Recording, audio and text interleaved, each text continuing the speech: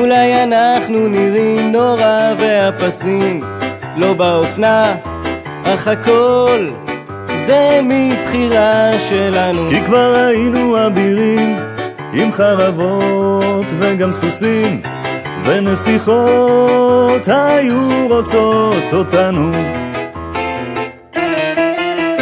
היינו נלחמים במפלצות ומחשפים לסכנה, תמיד היה לנו חוש. זה נשמע לכם שקרים, אבל היינו גיבורים עד שגילינו שאין בזה גרוש.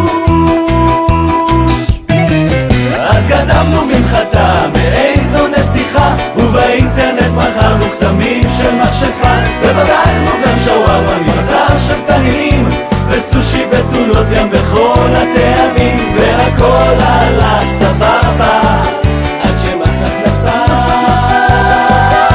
ביקש בחשבונית על הצלת הנסיכה.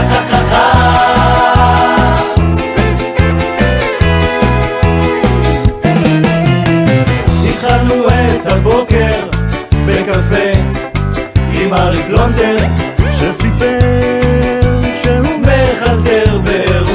ושר הטבעות פתח דוכן שרשראות ובכה שקצת קשה בעסקים. אז גנבנו ממחטה מאיזו נסיכה, ובאינטרנט מכרנו קסמים של מכשפה, ובדקנו גם שווארמה מבשר של תנינים, וסושי בתולות ים בכל הטעמים, והכל הלך סבבה עד שמס הכנסה ביקש בחשבונית על הצלת הנסיכה.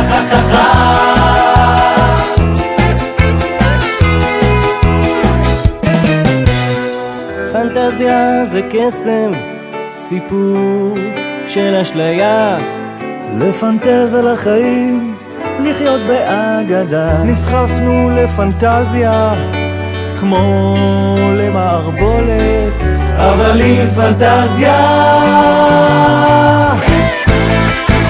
לא הולכים למכולת.